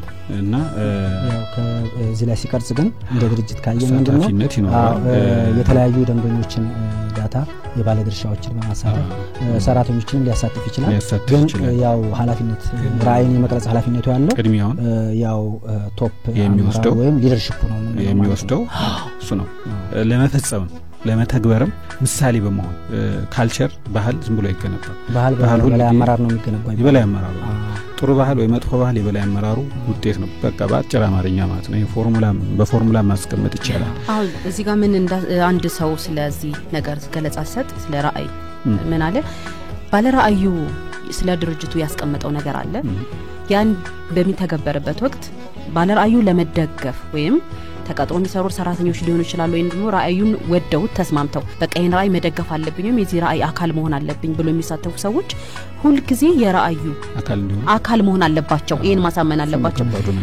እንትን ብለው እንኳን ገብቷል የሚሰራው ስራ ስህተት እንኳን መስሉ ቢሰማቸው በፍጹም መቃወም አይችሉም የሚል ነገር እንትን ብሎ ነበር ምክንያቱም ባለ ራዕይ ትክክል ነው የሚሰራው ስራ ትክክል ነው አለመውበት ስኬዱ ድረስ ቢሳሳት እንኳን ሊደግፉ ነው እንጂ የሚገባው ሊቃወሙት አይገባም ብሎ ነበርና እዚህ ጋር የስደተኛው ፎቹን ታሪክ እስኪ ጥሩ ነው ካንቺን ትንገር ስደተኛው ፎች ከአውሮፓ ካልባጎስ ነው አዚዝ የሚባሉ ናቸው ጊዞች ዝየ ነው የምንላቸው ዝየ ነው ምናምን የጆቢራዎች እና በጣም ረጅም ኪሎ ሜትር ማለት የሆነ አህጉር አቋራጭ ናቸው ከአውሮፓ አፍሪካ ይመጣሉ ክረምት አሳልፈው ደግሞ አውሮፓ ሲነጋ ክረምቱ እንትን ሲል የሚሄዱ ናቸው እና እነዚህ ወፎች ሲበሩ ሲመጡ በጣም ከፍተኛ ጉልበት ይጠይቃሉ ምክንያቱም ረጅም በብዙ ሺህ የሚቆጠር ኪሎ ሜትር አቋርጠው ነው የሚመጡት በዛ ላይ ደግሞ ከፍተኛ ነፋስ ያጋጥማቸዋል ሬዚስታንስ ማለት ነው እና አውሮፕላን ስንሄድ ብዙ ነዳጅ ነው ይዞ የሚሻለው አይደለ ምክንያቱም የነፋስ ሬዚስታንስ ስላለ ማለት ነው ባይኖር እኮ እንደካስነሳሽ ኢነርሺያው ስለሌለ መሄድ ይችላል ይሄ ፍሪክሽኑ ስለሌለ ማለት ነው እነሱ ግን ያን ያህል ከፍተኛ ኢነርጂ የሚጠይቅ ሬዚስታንስ ያጋጥማቸዋል ስለዚህ ይሄን እንዴት ነው ተቋቁመው አፍሪካ የሚደርሱት እና የትልቁ ነገር ምንድነው ሁሉም የሚያውኑበት ነገር ምንድነው ከአሉበት ችግር ወጥተው ያንን ጊዜ ሊያሳልፉበት የሚችል ጥሩ ሀገር እንዳለ በውስጣቸው ሁሉም የሚያውኑበት የሚጓጉለት ቦታ አለ የአፍሪካ አየር ንብረት ማለት ነው እና ያ እንግዲህ ሁሉ በወፎቹ በጆቢራዎቹ አእምሮ ውስጥ የተቀረጸ ነገር ያንን ለማምጣት ለማቋረጥ ደግሞ አመራሩ ወሳኝ ድርሻ ያጫወታል አመራሩ ከፊት ለፊት ሄዶ በቪ ቅርጽ ልክ ቪቅርጽ የመኪና የአውሮፕላን ቪቅርጽ ነው አይደለ ፊት ለፊቱ ምንድነው የነፋሱን ኃይል ለመበተን ነው እና አመራሩ ከፊት ሆኖ ነው ከፊት ሆኖ ሌሎች ይከተላሉ ማለት ነው እና በእንደዚህ አይነት ፎርሜሽን በቡድን ማለት ነው የሁሉም ተመሳሳይ አላማቸው ምንድነው አፍሪካ መድረስ ነው አፍሪካ ደርሰው ጊዜውን አሳልፈው ጥሩ ኑሮ እንደገና መመለስ ነው እና ይሄንን አይነት የጋራ ተጠቃሚነት መንፈስ በውስጣቸው ስላለ አንድ ሁለተኛው የአመራር ቁርጠኝነት እና ከፊት ሆኖ አመራርነት ብዙ ጊዜ ከኋላ አይደለም ከፊት ሆነሽ ማለት ያው በተግባር እያሳየሽ ምሳሌ ይሆንሽ ነው ምትመሪው ማለት ነው እና በዚህ አይነት ፎርሜሽን ሲሄዱ የነፋስን ኃይል በ1/3 በ30% እስከ 40% ድረስ የመቀነስ አቅም አላቸው እንደዚሁ ሌሎች ፎርሜሽኖችን በመጠቀም የሚቀንሱበት መጠን አለ እንግዲህ ያ ምንድነው ፍጥነታቸው እንዲጨምር ያደርጋል ማለት ነው እና እዚህ ላይ ግን ለመጨመሪያ በተለይ የጊዝ ምንላቸው ዘይ ምንላቸው ወደ 5 ታሪክ ነው አሁን አንተ ከመሪዎቹ ጋር ማለት ነው ያልከው በጣም የሚያስደስተው ነገር ግን የፊተኛው ሲደክም ከኋላ ያለው ቀድሞ ወደ ፊት ይመጣል ይሄ ማለት መተጋገዝ መተባበር የቡድናዊነት ቡድን እንትን የጋራ ለማስላለ ማለት ነው ሌላው ደግሞ ምናልባት አንዱ እንኳን ከዛ ውስጥ አንዱ ዘይ ቢታሞ ቢወርቅ ተከትሎት ሌላው ወጣት ቢወርድ ወደ ኋላ ሆኖ ወርዶ አግዞት እንደገና ተመልሶ የሚነሱበት መተባበር የሚለውን ነገር መጣ የጋራ ራዕይ ያላቸው ትልቁ ነገር እሱ ነው ስለዚህ የድርጅት ራዕይ መፍጠር ይቻላል እሱ ላይ ብንነጋገር ለምን መሰለ ባለ ራዕይ ስኬታማ እንዲሆኑ ከሚያደርጉት ነገሮች ቁልፍ ሚና ይኖራል ብዬ ነው ማስበው አይደለም የጋራ ራዕይ ነው አመራሩ ምን ማድረግ አለበት ማለት አሁን ሐሳብን ሁሉም ሰው ሊቀበለው አይችልም ግን ብዙ ሰው ደግሞ የሚያግዝ ሊኖር ይገባል አይደለም ናፖሊዮን ቦናፓርት ያደረገው ያው ወደ ድርጅቶችን መጣለን ግን በውጊያ ላይ እንኳን ይሄ እንዴት ሊሆን እንደሚችል ማለት ነው ናፖሊዮን ከጣሊያን ጋር ሲዋጋ ከፍተኛ ፈተና ገጥሞት ነበርና ከኦስትሪያና ጣሊያን ደግሞ አንድ ላይ እንትን ብለው አዳክሞት ነበር እና ያደረገው ነገር ጦሩ ተበትኖበት በነበረበት ጊዜ ያሉትን በእጁ ያሉትን ወታደሮች አሰባስቦ አንድ ነገር ነበር ያስተላልፈው ይሄ ምንድነው ከፊት ለፊታችሁ በጣም ከፍተኛ የሆነ ውጊያ አለ ብዙ ውሃ የሌለበት በመጠማት ታሳልፉ ትችላላችሁ ምግብ ላይኖር ይችላል እሱን ታሳልፉ ትችላላችሁ ከፍተኛ ተዋጊ ወታደሮች አሉ እነሱንም ማለፍ አለባችሁ ነገር ግን ይሄን ካለፋችሁ በኋላ ምን ማረከው ቦታ ምን ይዘው ገዥ መሬት በህይወታችሁ ውስጥ በደስታና በፈንጠዚያ ልትኖርበት የምትችሉት አማላይ ቦታ ነው ብሎ ያንን ገነታዊ የሆነ ቦታ በውስጣቸው ውስጥ በአእምሯቸው ውስጥ ነው የሰነቀው ማለት ነው እና ኢንስፓየር አደረጋቸው እና ቻሌንጆችን ችግሮችን ተጋፍጦ ማለፍ የሚችሉ እንዲሆኑ አደረጋቸው ያን ያደረጋቸው ለምንድነው ከዛ ማዶ ያለውን ነገር እንዲያውስ ላደረጋቸው ያም ማለፍ ይችላሉ አሁን እሱ እንደገለጸው ያን ያህል ከባድ አልነበረም ግን እስከዛ ድረስ እንዲዘጋጁ ነው ያደረጋቸው ከተሻገሩና ያን ከማረኩ በኋላ ግን የሚኖሩትን አማላይ ኑሮ ሁሉም እያየ ነበር ሲዋጋ የነበረው መጨረሻ ያው ለአሸናፊነት በቅቷል ስለዚህ ሁሉ ጊዜ ራዕይ ስናስብ ባለፈው የተጠየቅነው ነበር ላይክ የህዳሴው ግድብ ሲያልቅ እኛም እንደምን እንጠቀመው የሚሉ ማለት ነው እና መስረጽ አለበት ለእያንዳንዱ ሰው ከዛ ማዶ ሊጠቀመው የሚችለው በህይወቱ ሊኖረው የሚችለው አይነት አኗኗር ወይም በትውልዱ ሊኖረው የሚችለውን አኗኗር ማወቅ አለበት በዚህ ውስጥ የኔ ጥቅም ምንድነው ብሎ ይጠይቃል ላይክ ድርጅቱ አሸነፈ የአፍሪካ መሪ ሆነ ወይ በዓለም አቀፍ ደረጃ ተወዳዳሪ ሆኖ ምርጥ ሆነ ኦኬ ለዛ ሰራን ከዛ ስለኔስ የሁሉም ሰራተኛ ጥያቄ ነው የሚሆነው ስለዚህ እንደወፎቹ ተባባሪ ይሆን ዘንድ እንደወፎቹ የጋራ ተጠቃሚነት እንደ ናፖሊዮን ወታደሮች ተባባሪ ሆኖ ከፍተኛ መስዋዕትነትን መክፈል የሚችል ሰራዊት ወይም ሰራተኛ ይኖረን ዘንድ ከራዕዩ ማዶ ሊኖረውን የሚችል ጥቅም አብረን ማሳየትና በተግባርም እንደዚሁ ውጤት ተኮር የሆነ የማበረታቻ ሽልማቶችን የደሞዝ ጥቅሞችን የተለያዩ ፋይናንስ ከገንዘብ ውጭ ያሉ ተጠቃሚነቶችን እያሳየናቸው በሄድን ቁጥር ለራዕዩ መስራት ማሰብ ይጀምራሉ ማለት ነው ችግሮችን በሙሉ መቋቋምና ማለፍ ይችላሉና ይሄንን ነገር የማድረግ ኃላፊነት አለበት አመራሩ ጥሩ ጥያቄ ነው ቅድም እንዳልኩት እንደጀመርኩ ምንድነው አመራር በጣም ወሳኝ ነው ራዕይን ለማሳካት አመራሩ በተለያየ ደረጃ ነው የሚኖረው አሁን በከፍተኛ ደረጃ ትልቅ የሆነ ስፕሪት ወይ መንፈስ ይዞ አነሳሽ ስሜትን በመንቀሳቀስ መልኩ ግልጽ በሆነ መልኩ ለሰራተኞቹ ወይም ለአጋሮቹ በግልጽ በማስቀመጥ በትራንስፓረንት በሆነ መልኩ በመስራት በዛ መልኩ ያዋህደዋል ከዛ ስትራቴጂ ነው የሚያወርደው ወደ ስትራቴጂዎች መቀረጽ አለባቸው ቫልዩስ ምንላቸው እነዚህ እሴቶች የመገንባት ባህሉን የመገንባት ሰራተኛውን ወይም ድርጅት በዛ ያለው ኢንጌጅ ማድረግ ወይም ማሳተፍ የዛ አካል እንደሆነ ማድረግ ከዛም ወርዶ ደግሞ ወርታች ዝቅተኛ ወርታች ስንወርድ ደግሞ ስርዓቶችን በመዘርጋት መዋቅሮችን በማድረግ ግንኙነት ያሰራር ስርዓቶች አሉ ያሰራር ስርዓቶች ቀልጣፋ አሰራርን ለመከተል ተወዳዳሪ አሰራርን ለመከተል ስርዓቶች ይፈጥራል። ዶክተር ዚጋ ስለ ታይላንድ ጉዞ ስትነግረን ነበር ቀደም ከስቱዲዮ ከመግባታችን በፊት እና ተሞክሯቸው የሚገርም ነበር። ራያ ፈጻጸም ከባህል ጋር አሁን ስትለኝ እኮ ነው። እስኪ አከፈላሉ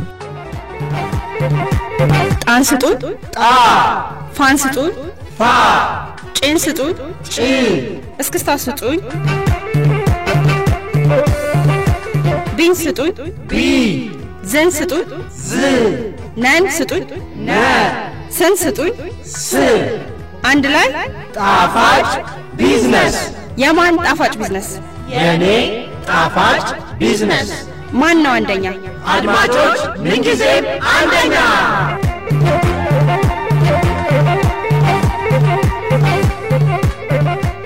የተከበራችሁ አድማጮቻችን በፋና ብሮድካስቲንግ ኮርፖሬት ጣፋጭ ቢዝነስን እያዳመጣችሁ ነው። ስለ ራዕይ እየተነጋገርን ነው። ስለ ራዕይ ምንነት አወራን። ራዕይን እንዴት መጻፍ አለብን፣ ራዕይና ተልእኮም ልዩነት አላቸው የሚለው ላይ ተነጋገርን አይደል?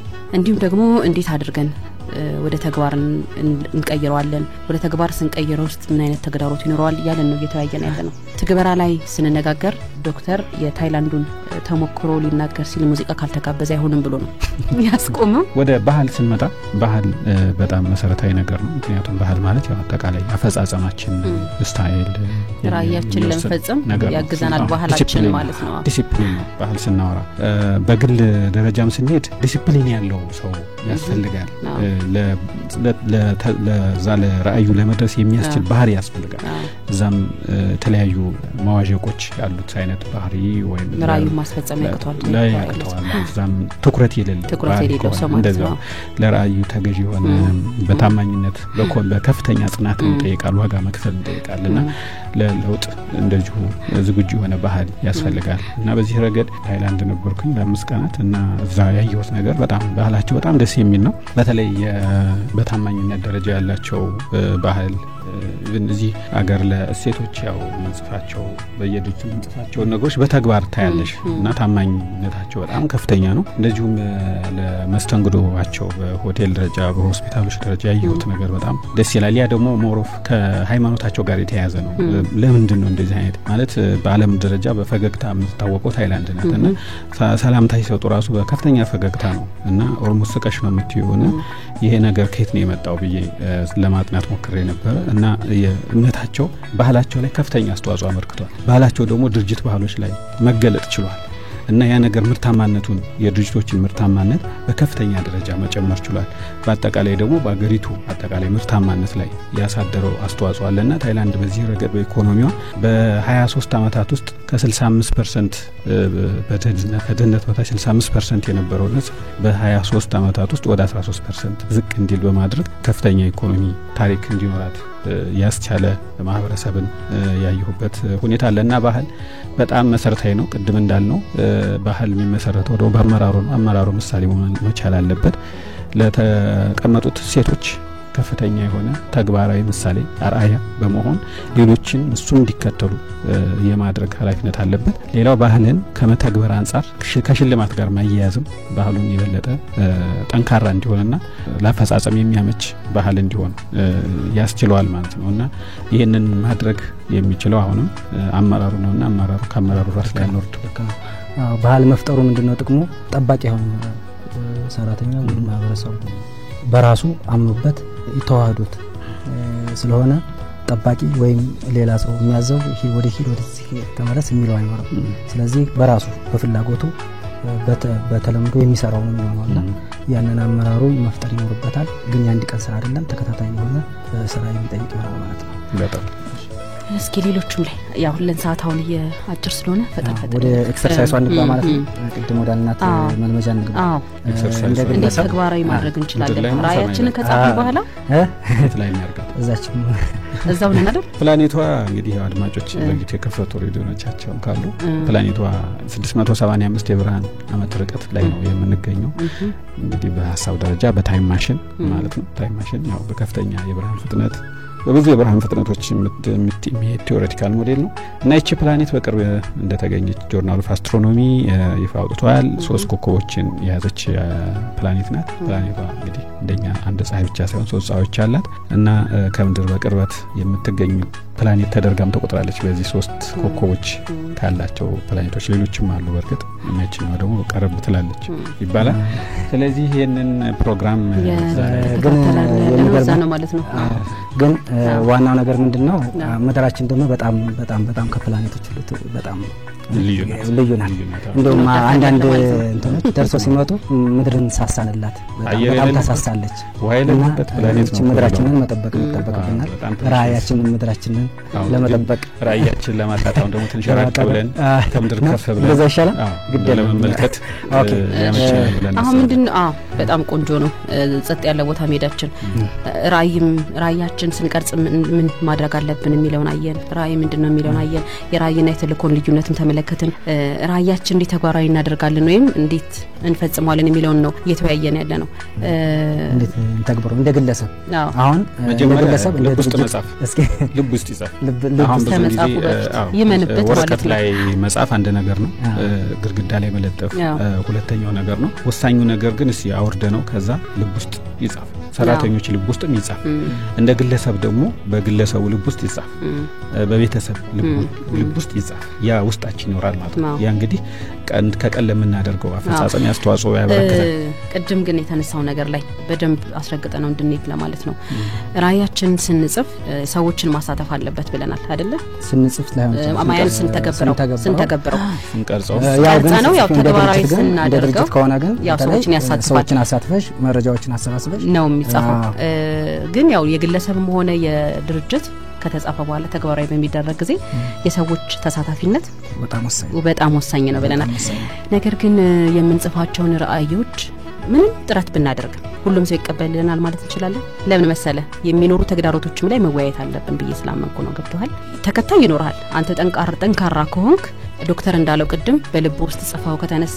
የሚመጡብህን ተግዳሮቶች የሚቋቋም ፓወር ይኖርሃል ነገር ግን ተግዳሮቶች ማለት የሚጻፉ ራእዮች ሁሉ ስለናውራና ከዛ እንመጣበታለን ኤክሰርሳይዝ እናርግና ከዛ በኋላ ኤክሰርሳይዝ ከማድረጋችን በፊት ተግዳሮቶቹን ማወቅ አይኖርብንም ወይስ ከኤክሰርሳይዞቹ አንዱ ይሆናል ወደ ሄደት በላይ የሚጻፈው በምንድን በስክሪፕቶ እንግዲህ በምን አሁን ኤክሰርሳይዝ እናርገውና እስኪ አድማጮቻችንን አሁን ከኛ ጋር ይሁኑ እስኪ አድማጮቻችን እናስባለን የበለጠ ሰብሰብ ራይልን ቀርጽ ነው በፕላኔቷ ላይ ሆኖ በፕላኔቱ ኮከቦች ይያዩ እዛም እንዳሉ እናስባለን እሺ አሁን አድማጮቻችን ደንበኞቻችንን ናቸው ስለዚህ እስኪ ራሳችሁን ዘና በሉና ብቻችሁን እናንተ ምን ሆናችሁ ዘና እንበል በቃ ዘና እንበልና ብቻችንን እንሆን ውስጣችንን ማየት የምንችልበት ቦታ ቢሆን ጥሩ ነው ያው አሽከርካሪዎች ግን ያው እየነዱ እንደዚህ መሆን አይችሉም ስለዚህ ወይ ቦታ ያያዙ ማለት ነው አይናችሁ ስለሚጨፈን ማንቀጣይ አሁን ከዛ በመቀጠል አይናችሁን ጨፍናችሁ ውስጣችሁን አድምጡት መጓዝ የምትችሉትን ያክል ተጓዙ አይናችሁ ሄዶ የሚሰምጥበት ወይም የመጨረሻው ድረስ ተመልከቱ ወይም አስቡት በዚህ ሰዓት ካንገታችሁ ቀና በሉ አሁን ጎህ ሲቀድ አስቡት በዚህ ሰዓት ተስፋን እምነትን የወደፊት ህልምን አስቡት አይናችሁን ግለጡ አሁን ፀሐይዋ ብርሃን ረጭታለች ወይም ብርሃን እየሰጠች ነው ልክ እንደዛው ብርሃን ሁሉ የናንተን ራእይ ወይም የኔ ራእይ ምንድነው ብላችሁ አስቡ አሁን ራእያችሁን ጻፉት ቀሪ ህይወታችሁን አስቡት ይሄን ራእያችሁን ለማሳካት ምን ያክል ጊዜ በጣም ወሳኝ ነው ልክ እንደ ብርሃኗ መርጨት ማለት ነው እንደ ፀሐይ ያ ነገር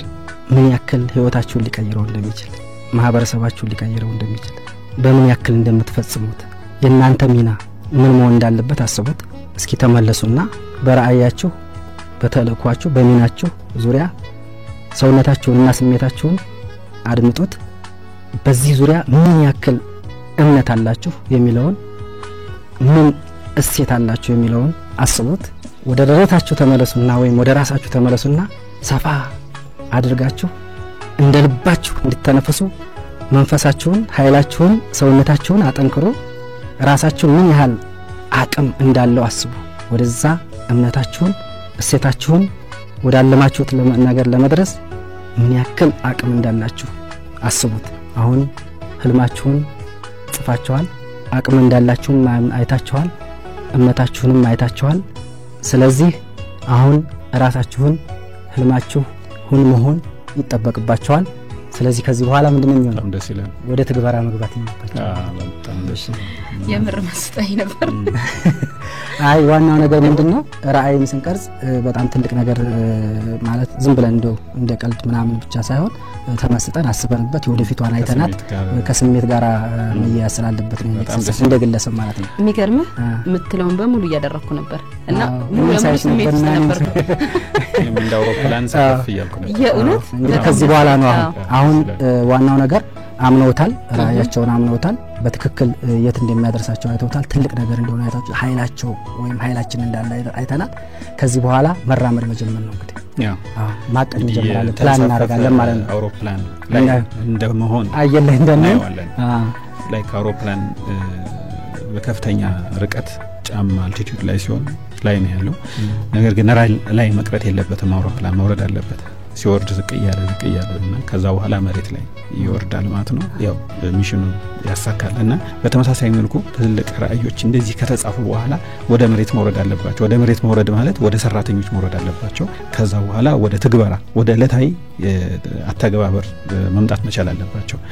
ይሄንን ማድረግ ያስፈልጋል። እንግዲህ ቪዥንን ተቀረጸን ራእይን ከቀረጽን በኋላ እንዴት እናወርደው? ማውረዱ ወሳኝነት አለው። ስለዚህ ከማውረድ አንፃር የምንከተላቸው ደረጃዎች አሉ። የመጀመሪያው ደረጃ የስትራቴጂክ ፒላርስ የሚባሉ አሉ። ማለት የቪዥን ምሰሶች፣ ቪዥኑ ራሱ የሚያርፍባቸው ምሰሶች መኖር አለባቸው። እነዛ ምሰሶች ራእዩ ሲሰባበር በዋና ምሰሶነት ትኩረት ሰጥተን ልንሰራባቸው የምናተኩርባቸው የራእይ አካላቶች መኖር አለባቸው። ምክንያቱም ራእዩ በእነሱ በኩል መፈጸም ስላለበት ነው። ከዛ በኋላ ራእዩ ወደ ግቦች መቀረጽ አለበት። ወደ ግብ እንግዲህ እነዚህ ስትራቴጂያዊ ምሰሶ የምንላቸው ወደ ግብ ይቀረጻሉ። ግብ ስንል ደግሞ የምንፈጽመው እነሱን ከመፈጸም አንፃር የምናስቀምጣቸው አላማዎች ናቸው።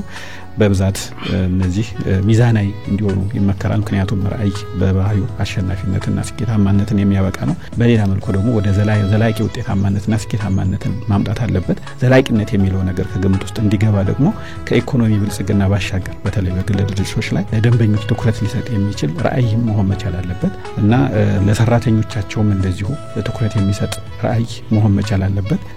እንደዚሁ ለዋና አፈጻጸሙ ለድርጅታዊ አሰራሩ ትኩረት የሚሰጥ መሆን መቻል አለበት ማለት ነውና በእነዚህ ደረጃ ተበትኖ ኦብጀክቲቭ ወይም አላማው መፈጸም ነው። ዋናው አላማችንም ይሄን ለማሳየት ነው። የሚተገበር ራእይ ስንላ ተንጠልጥሎ የሚቀር ከሆነ ውጤት አያመጣምና ማለት ነው። አሁን እንዲወርድ የሚያደርጉ ነገሮችን ትንሽ ልትጨምርልኝ ትችላለህ? በምሳሌ ማሳየት ይችላል። በተለይ በእንተርጅት በእኛ እሺ ይቻላል። በእኛ ድርጅት ያው ቅድም እንዳልኩት ተልኳለን። ጥራቱን ደህንነቱን የጠበቀ የኤርፖርት መሰረተ ልማትና አገልግሎት ለደንበኞች ማቅረብ ነው። ይሄን ደግሞ ዋና ራእያችን በ2017 በአፍሪካ ግንባር ቀደም የኤርፖርት አገልግሎት ሰጪ ተቋም ሆኖ መገኘት ነው። ይሄ በጣም ትልቅ ራእይ ነው። ይሄን አሁን ወደ መሬት የማውረድ ስራ ይጠይቀን ነበርና ይሄን ደግሞ ጥሩ እሴቶች ሁሉም የሚመራበት እሴቶች ኖርሞች ያስፈልጉናል። ከዛ አንፃር ደህንነት፣ ጥራትና ቅልጥፍና፣ ቀጣይነት ያለው መሻሻል፣ ተባብሮ መስራት፣ ደንበኛ ተኮር ቁርጠኝነት የሚሉትን ሁሉም ተላብሶ ሁሉም ሰራተኛ ሁሉም ማኔጅመንት ይሄን ተላብሶ ተነስቶ ከዛ በመተከል ይሄን ራእይ ቅድም ያለውን ፒላር ዶክተር ያለውን ፒላር ወይም የትኩረት መስኮች በአራት ከፈል ነው ማለት ነው። አንደኛው የኤርፖርት መሰረተ ልማትና ፋሲሊቲ ትልቅ ወደዛ ለመድረስ የኤርፖርት መሰረተ ልማትና ፋሲሊቲ ሞደርናይዝድ በሆነ መልኩ ጥራቱን በሆነ መልኩ የመስራት ጉዳይ ነው። ሁለተኛው ቀጣይነት ያለው መሻሻል ነው። ሶስተኛው ማነው የኤርፖርት አገልግሎት አሰጣጥን ማሻሻል ነው። ገቢ ማሳደግ፣ አቅም ግንባታ። እነዚህ አራቱ ወደ ቪዥናችን ያደርሱናል። ምሰሶች ናቸው። ገቢ ከማሳደግ አቅም ከመገንባት ኤርፖርት መሰረተ አገልግሎት ራእዩ ይፈጸማል። አሁን ደግሞ እነዚህ ማለቱ ብቻ ወሳኝ በቂ አይደለም። እነዚህን ደግሞ ወደ ግቦች መቀየር ያስፈልጋል። ነገራችን ላይ በዚህ ዙሪያ ላይ በዛት 21st ሴንቸሪ ላይ ሞሮፍ 11ኛው መቶ ክፍለ ዘመን ራዕይን ከመፈጸም አንፃር እቅድን ከመፈጸም አንፃር እንደ ብቸኛው እንደ ዋና መሳሪያ ባላንስድ ስኮር ካርድ የሚባል አለ። እሱም አሁን ያብራራው ያለው በስፋት እንመጣበታለን። ያው ሰዓትም አችንም አልቋል። እሱን ጨርሳትና ወርታች ድረስ በዋናነት ግን አንኳራን ብቻ እንሄድበታለን። ስለዚህ እነዚህ የትኩረት መስኮች ላይ እንትን ለማለት ግቦች አሉ። እነዚህ ዝግጁና ደንበኛ ተኮር የሆነ ሰው ኃይል ከመገንባት አንፃር የፋይናንስ አቅምን ከማሳደግ ደንበኛን ከማርካት አንፃር የተቀረጹ ግቦች አሉ። እነዛን ነው ወደ ግብ እንትን ካላል ነው እንትን ስለሚሆን ማለት ነው። ዋናው ደግሞ አሁን ትልቁ ችግር ያንን ግቦች ለግብ ለማሳካት ዋና ስትራቴጂያዊ እርምጃዎች የምንላቸው ናቸው ወሳኙ ነገር። እነዛን ነገሮች አሁን ለምሳሌ ያክል ከብዙ ስትራቴጂያዊ እርምጃዎች ውስጥ አራቱን በተክስላቸው የኤርፖርት መሰረተ ልማት ግንባታን ማሻሻል፣ የአገልግሎት አሰጣጥ ማሻሻል፣ የገቢ ማሳደጊያ፣ መረጃ ቴክኖሎጂ እነዚህ ሁሉ ስራዎች ሲተገበሩ ነው የምናያቸውና ስትራቴጂያዊ እርምጃዎችን ያው አስፈጻሚ ፕሮጀክቶች ናቸው። እንግዲህ ያው ሰዓት ስለሌለ ነው አድማጮቻችን ከይቅርታ ጋር በስፋት ለማውረድ የሚያስፈልጉ እንትኖችን መሳሪያዎችን ጥበቦችን ከባላንስ ስኮር ካርድ ጋር ያይዘን በሰፊው ሳምንት እናብራራለን ቃል እንገባለን። ለዛሬ እንግዲህ ፕሮግራማችን ባበዛኙ ስትራቴጂን ምንድነው ራዕይን ከመቅረጽና ከመተግበር አንፃር ላይ የሚያተኩር ነው። በዚህ ረገድ አብረናችሁ ቆይተናል። ብዙ እንደተማራችሁ እናምናለን እናስባለን። እንደ አድማጭ ደግሞ እኛ የምንጠብቀው ያው ከዚህ ብዙ የተረዳችሁትን ከነገ ጀምሮ ወደ ተግባር ልትተነትኑት ወይም ልትፈጽሙት እንደምትችሉ ብዙዎቹ እንደጻፉ እንገምታለን እኮ ቅድም። ብዙ መረጃዎች ናቸው የተላለፉት። በተለይ እንድሪስ በጣም ደስ በሚል ሁኔታ እንዲገባን ያደረገውና እሷ መንገድ በጣም ቆንጆ ናትና ከዚህ በኋላ የምትጠቀምባት ሀሳብ እንደው በስሜት ልም አድርገን በደንብ እንዲገባ እኔ ራሴ አሁን በደንብ ጽፌያለሁ አይደለ? ስለዚህ ነገ ጀምሮ መተግ አይቀርም። ይሄንን ነው እንደዚሁ ቪዥዋላይዝ ማድረግ አንድ ጊዜ ብቻ ሳይሆን መደጋገም ያስፈልጋል። እንግዲህ የዛሬ ፕሮግራማችን ይሄን ይመስላል። አድራሻችንን አስታውስ። የተወደዳችሁ አድማጮቻችን ዛሬ የሚገርም ደስ የሚል ቁም ነገር እንደጨበጡ እርግጠኛ ነኝ። የበለጠ ደግሞ በፌስቡክ ገጻችን ጣፋጭ ቢዝነስ ላይ ላይክ ልታደርጉን ትችላላችሁ። የኢሜል አድራሻችን ደግሞ ጣፋጭ ቢዝነስ tafacbusiness@gmail.com ልድገመው። ኢሜል አድራሻችንን tafacbusiness@gmail.com ብላችሁ አስተያየታችሁን አድናቆታችሁን ጥያቄያችሁን ልትልኩልን ትችላላችሁ። በሚቀጥለው ሳምንት የምናቀርብ ይሆናል። አብረናችሁ የነበርነው ዶክተር አቡሽ አያሌው፣ አቶ እንድሪስ አርጋው ኤርፖርቶች ድርጅት የደንበኞች አገልግሎት ዳይሬክተር እንዲሁም የቢዝነስ አሰልጣኝና አማካሪ ናቸው። እንዲሁም የጋዜጠኛ ትዝታ ክንዴ ያስተናገድኳችሁ አብረን ነበር። የነገው ዕለት ስራችሁ በጣም ደስ የሚል እንደሚሆን እርግጠኛ ነኝ። ምክንያቱም ዛሬ ራዕይ የሚለውን ሀሳብ ስናስጨብጣችሁ ምንም ጊዜ ቢያጥረን ነው ግን ደስ ብሏችሁ እንደምታሳልፉ እርግጠኞች ነን። እንደናደሩልን እናመሰግናለን። መልካም እናመሰግናለን። ጣን ስጡን ጣ፣ ፋን ስጡን ፋ፣ ጭን ስጡን ጭ፣ እስክስታ ስጡን ቢን ስጡን ቢ፣ ዘን ስጡን ዝ፣ ነን ስጡን ነ፣ ሰን ስጡን ስ፣ አንድ ላይ ጣፋጭ ቢዝነስ። የማን ጣፋጭ ቢዝነስ? የኔ ጣፋጭ ቢዝነስ። ማን ነው አንደኛ? አድማጮች ምንጊዜም አንደኛ።